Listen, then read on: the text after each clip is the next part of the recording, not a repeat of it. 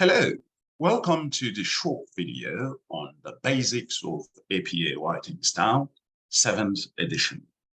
My name is Jacques Alexis. I'm a faculty here in the leadership and project management domain in CPS. If you are a college student, you will need to learn what we call evidence-based writing. Evidence-based writing is about your ability to support your argument with evidence. Evidence comes from textbooks, journal articles, newspaper articles, government reports, videos you found on YouTube, etc. So in the short video, I'm going to teach you 3 basic rules of APA writing style. So what is APA style? The American Psychological Association writing style is a set of guidelines for clear and precise communication that helps students and authors achieve excellence in writing.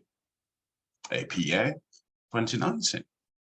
What I just did right now is telling you the source of this sentence. It is from the American Psychological Association manual. It is used across disciplines, including management, business, engineering, education, medicine, etc. Adoptions of the APA style may vary from program to program. The key to successful writing in college is to understand the requirements of your audience. In most cases, as a student, your audience will be your professor. So, what is the rule number 1 in APA writing style? Rule number 1 is that each paper and/or presentation must have a title page. What is included in the title page? A student title page includes the title of the paper, example, project charter for the solid-state battery case. That's the title of the paper. Full names of the authors use initials for middle names, e.g., J.S. Patel. Affiliation, university name, college or department, course number and name, e.g. PGM 5900, Foundations of Project Management. Instructor name, e.g. Dr. J. Alexis. Assignment due date, spell out the month, October 15, 2013. Page or slide number, every page must have a page number. As you can see here, the slide number is at the bottom right of my slide. For a paper in a Word document, you need the page number to be here on the top right of the page. Now, to learn more and see the example about how to create a title page, visit the APA website. Rule number 2. Rule number 2 is probably the most important rule of all APA rules. If you borrow content or ideas from someone else, you must give them credit by properly citing the source. There are 2 ways to borrow content. You can use direct quotation. An example is this. According to Meredith and Schaefer, 2021, budgeting is simply the process of forecasting what resources the project will require, what quantities of each will be needed, when they will be needed, and how much they will cost. Page 111. Each project needs a budget estimate. As you can see here, this is called a direct quote. Now, the direct quote means that I am citing Meredith and Schaefer verbatim, which means word for word. Now, because of that, I need to provide the page number where I find this information.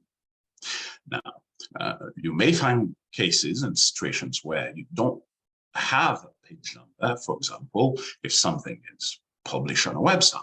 Now, you will learn how to do that by going to the APA manual. So another thing to note is the punctuation. Where is the period? As you can see here, the period is after the page number, right? And after a signal phrase, according to Meredith and Schaefer, I have the date of the manual, author last names. These are the last names of the authors and the date of publication. So my advice is that you avoid using too many direct quotations in your paper, because you need to be able to think for yourself and bring some of your own ideas to contribute to whatever you're writing about.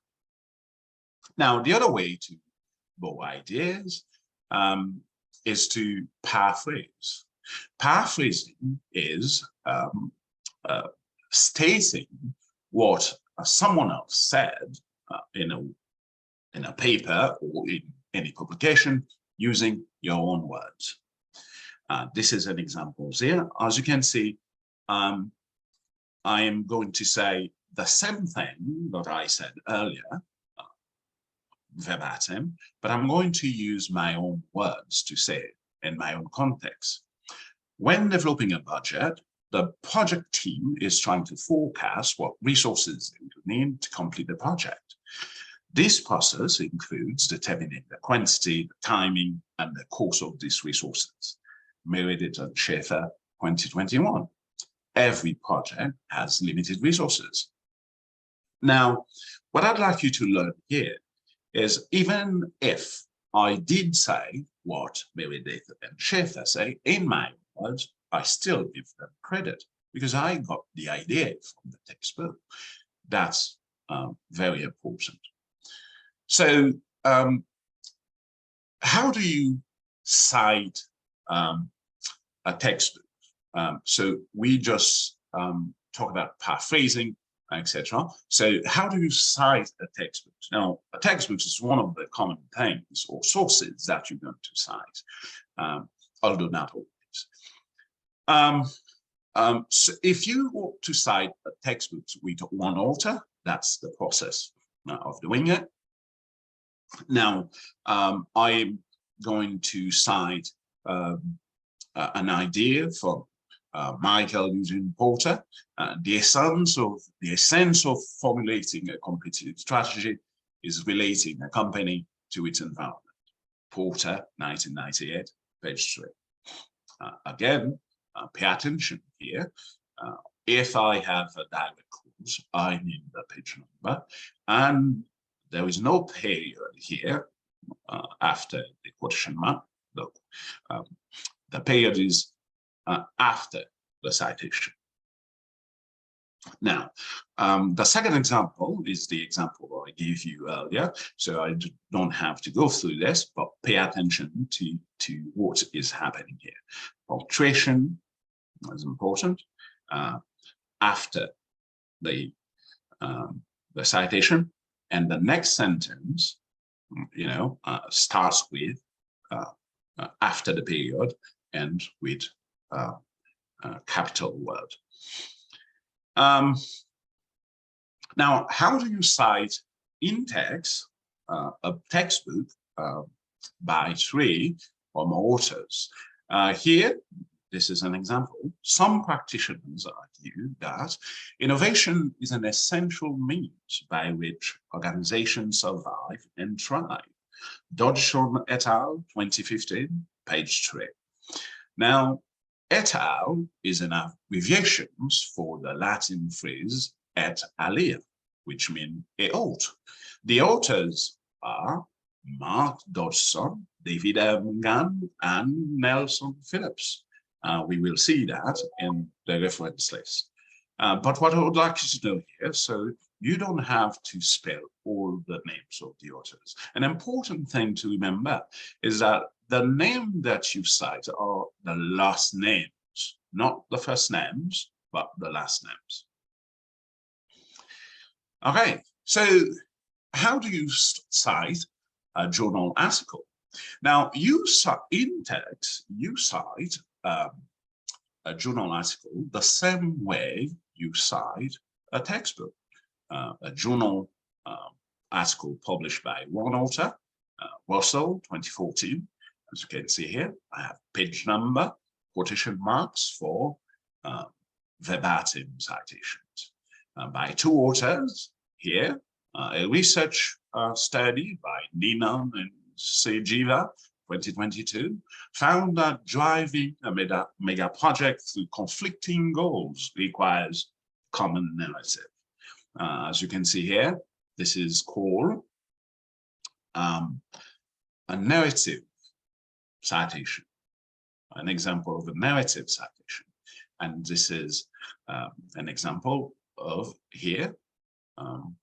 You can have parenthetical citation or narrative citation. Now, before here, in this case, Meredith and Schaefer, I use en passant because it is a parenthetical citation. In narrative citation, you can use and, just like this, Ninan and Sejiva. Okay, so let's go to rule number 3. Rule number 3 is the matching principle. For every written or published source cited in your text, there is a corresponding reference in your reference page. What does that mean exactly? If you cited something in your text, it must be in your reference page, right? If you didn't cite something in your text, it shouldn't be in your reference page. It's called the matching principle, right? So here's the example of my reference page. As you can see here, I have different sources of evidence. American Psychological Association is the author here, but also the publisher. That's what we call institution author. So that's how to cite it. The author, the title of the publication. As you can see, this is an abbreviation. This is the name of an association. So I use capital words for capital letters for the name of the company and the edition. So this is how you cite an edited book. This is the title of the book chapter, and you say in the name of the editors. Here, as you can see, I do not invert the name. So Mark Dodson, I say M. Dodson as the editor here. Here, I invert the name in the name of the authors. And the title of the book is the Handbook of Innovation Management, the edition and the pages, and the publisher, Oxford University Press. So this is how you cite a journal article. Funk, making the most of where you are. Geography, networks, and innovation in organization. Academy of Management Journal. So that's the name of the journal, right? Meredith and Schaefer here, right? So that's how you cite a textbook, project management and practice, and the publisher, right? Just that. Natick High and Avon publish risk analysis and the age of big data, the promises and pitfalls, and the journal is risk analysis. As you can see here, I use this. When you have a journal, it is important to provide the DOI if you have it. That's the digital object identifier. Provide that information for journal. If you have it for book, you provide it as well. Now, the last citation here is from Michael Eugene Porter. Eugene is the middle name. As you can see, Porter, EM, 1998. Competitive strategy, techniques for analyzing industries and competitors. Free press. That's the publisher. All right. So to learn more, visit the American Psychological Association website. They do have a lot of examples and free resources you can have, or purchase the APA manual to learn how to format your tables, figures, and how to cite, for example, a source without an author, or a source without page numbers. So these are all things you can learn.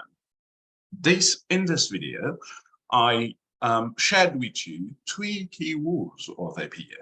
First, you need a title page for all your papers and presentation. Second, if you borrow ideas from someone else, you must properly cite those sources. And third is the matching principle. If you have a citation or source in the text of your paper, you must have it in the reference page, and vice versa. So that's going to be all for this video. Watch for the next video. We are going to publish videos every other week or so to make sure we share what we believe is actually important for you. Thank you for watching.